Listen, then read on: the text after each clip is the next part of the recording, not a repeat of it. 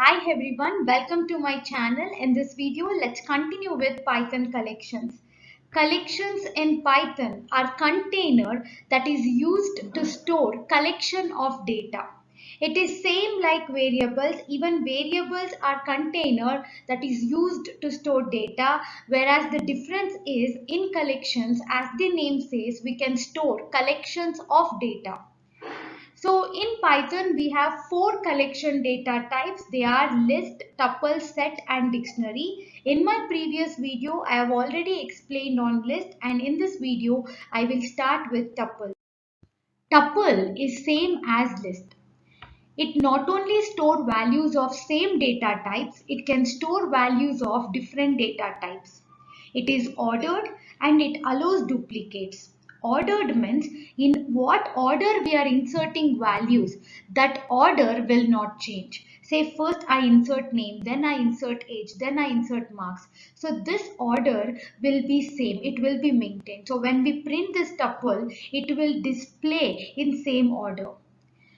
Next point, it allows duplicates. Means same value can be repeated. Say I am inserting 5 and I can insert 5 many times, say 2 times, 3 times. So it allows duplicates. But the difference between tuple and list is mutable, whereas tuple is immutable. Immutable means unchangeable. Once we create tuple, and whatever values we have inserted in tuple, that cannot be changed. So that is immutable. Values present inside list cannot be changed. It cannot be modified. How to create tuple then? To create tuple, we use round bracket. For creating list, we were using square bracket, whereas to create tuple, we use round bracket. To give an example, say I have tuple name I have given as tuple itself, and in round bracket I will put all the values that I want to insert. And now if I print tuple, I will get all the values. Now let's create tuple. To create tuple, we use round bracket. Inside this round bracket, we have to insert the values. Say I will insert Raj and some number. And now if I want to print tuple, I just have to tell the tuple name, which is tuple1 here. And now moving ahead, if I want to access value present inside tuple, then I will use index number. Say now I want to access 7.9, I have to tell its index number, which is 2 here. So first you should tell tuple name, which is tuple1, and in square bracket you have to give the index value, which is 2. And now you can see you got 7.9. And I told tuple is immutable. Immutable means once we create tuple, the values present in tuple cannot be changed. It cannot be modified. Let me show that. In tuple 1 we have Raj, we have 7 and we have 7.9. Now if I want to change the value present at index 0, that is Raj, to something else, let's see whether it happens. So in tuple 1, at index 0, I want value Sahana. So now if I run, I will get error. You can see tuple object does not support item assignment. That means we cannot assign values to a tuple which is already created. Tuple is same as list. It can store values of same data type. It can store values of different data types. And it is ordered. List is ordered, even tuple is ordered. Ordered means in what order I inserted the values, that order will remain same. See, in tuple 1, first I inserted Raj, then I inserted 7, then I inserted 7.9. And now when I print this, I am getting same order. In what order I inserted, first Raj, then 7, 7.9, same order I am getting. So this means tuple is ordered. Next point, tuple allows duplicate values. Let me create tuple 2. In this, I will insert same values. Say hi, I will insert 2 times. So this is duplicate. So let's see whether tuple allows duplicates or not. If I run this, I'm not getting any error. That means it allows duplicates. And if I print, you can see I got hi 7. So tuple is same as list. It can store values of different data types. It is ordered. It allows duplicates, which is same like list. But the only difference is tuple is immutable. Means once we create tuple, we cannot change the values present in the tuple. We cannot modify it. Next concept is unpacking of tuples. First, let me create tuple. Say I'll create tuple 3. Inside this, I will store some values. Say I'll store hi, I'll store welcome. So in tuple 3, we have hi and welcome. And now this hi, I can insert to one variable, and this welcome I can put in another variable. So hi I can put in A, welcome I can put in B. How to put? Just tell A comma B equals tuple 3. That's it. So now what it will do? So in tuple 3 we have hi, we have welcome. Hi will be put in A, welcome will be put in B. So if I print A now, you can see I get hi, and if I print B, I'll get welcome. So this is unpacking of tuples. In my previous video, I already explained negative indexing. Negative indexing, actually it starts from last value and it starts from -1. So here in tuple 3, 3 is the last value. So the index for 3 is -1 when it is negative indexing, and for 4 index is -2, for 6 -3, for 7 -4, and it goes on.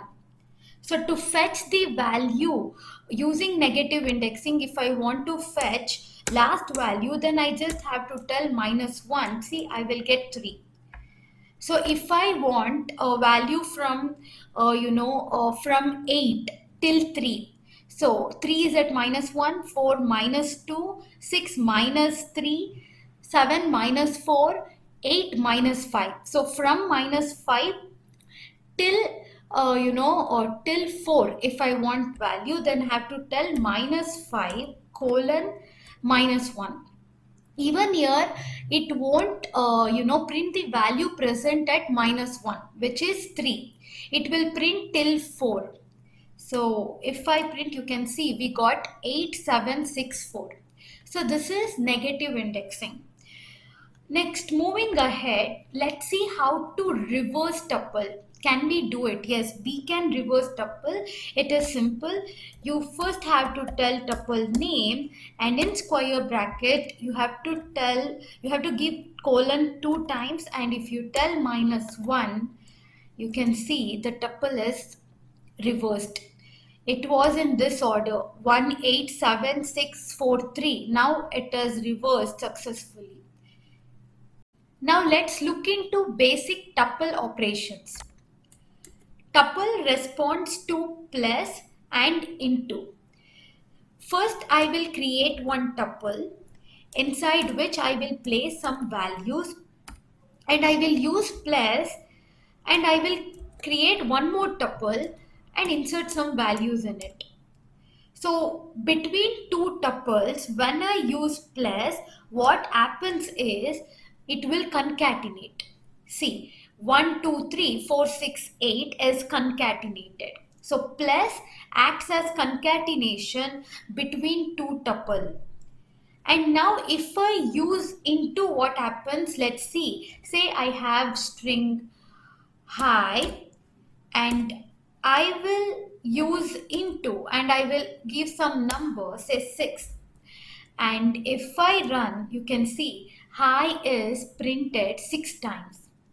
So into is used as repetition. So tuple responds to plus is acting as concatenation, and into is acting as repetition. Now we will look into built-in tuple methods. We have various built-in tuple methods in Python. Let us look into few, and rest I want you to try. So I have created one tuple in which I have inserted some values. So I will start with count built-in method. So this count built-in method, it will return number of time specified value is occurring in the tuple. See, in this, we can see 8 is occurring 3 times. So if I want to know how many time 8 is occurring, then I will use count built-in method. First, I should tell tuple name, which is tuple 7, and I should use dot. Then count is the built-in method, and I have to pass the value that I want to know. Like I want to know the number of times value 8 is occurring. So that value I have to pass. So now output will be 3 because 8 is occurring 3 times.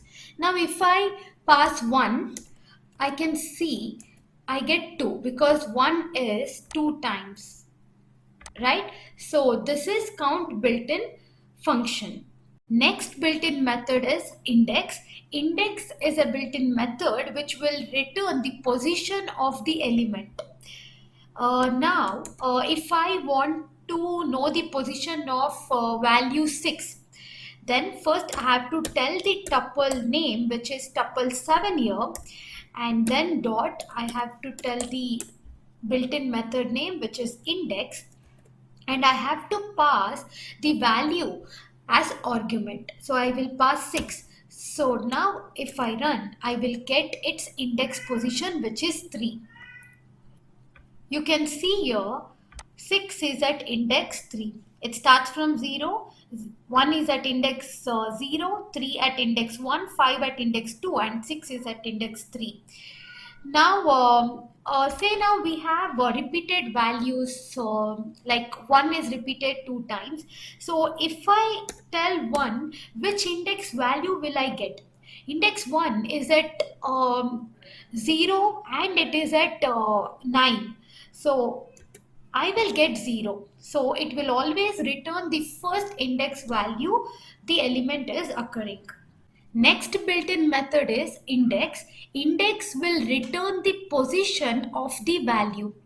So position of the element. Here I have taken tuple 7. In tuple 7 we have these elements.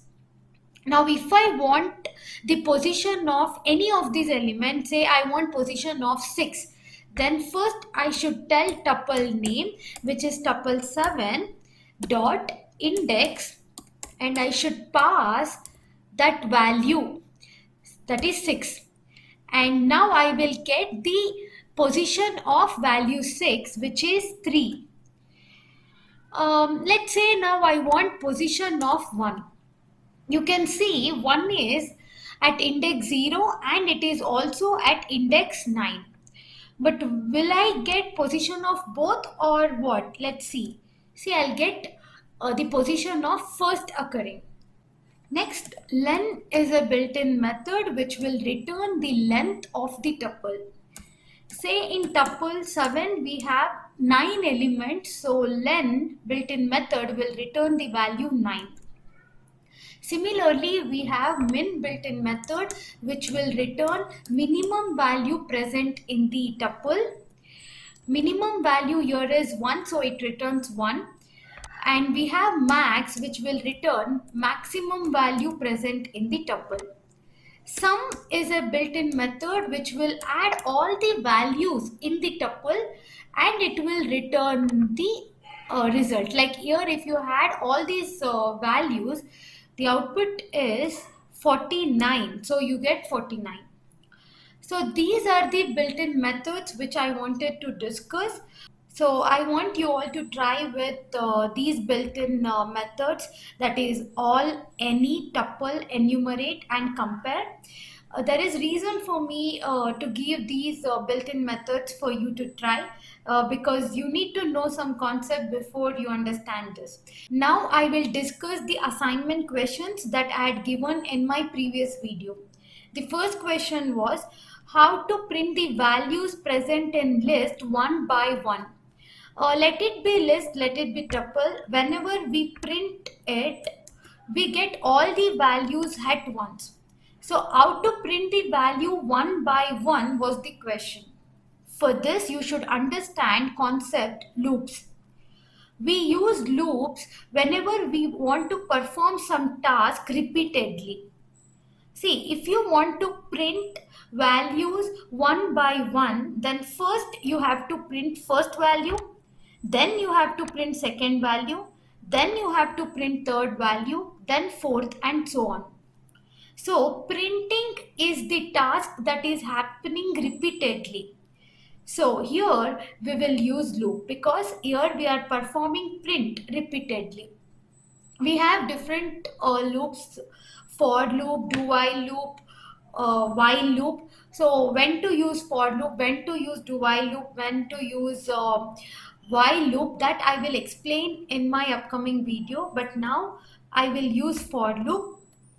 For I in tuple 7, I have to tell the tuple name here, and I have to use this colon. And then what should I do? I have to print I. And this I value will initially be 0. So at 0th index, what is the value? 1. It will print that. Then it will be 1. Then it will be 2. So this I value will start from index 0 and it goes till last index. That is 9. So now if I run, you can see the values are printed one by one. Next question was check whether some element is present in the list or not. So in general, it can be list or it can be tuple. So we have to check whether that element is present in list or not. For that, you should know the conditional statement. So the conditional statement, say if is the conditional statement. After if, you have to tell that value. I want to check whether 1 is in this tuple or not. If 1 in, give the tuple name, which is tuple 7. If it is present, I want to print yes. Now if I run, we got output yes. Now I want to check whether 11 is present in tuple 7, but it is not present, so it has to print no. So there is one more conditional statement, that is else. Else print no.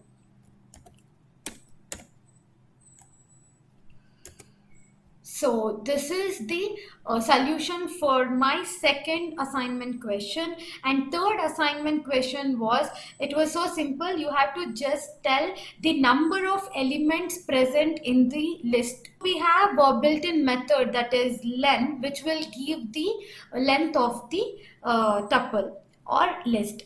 So this was my video on tuple. I hope you understood, and if you like my video, do like and don't forget to subscribe and click on bell icon. Thank you.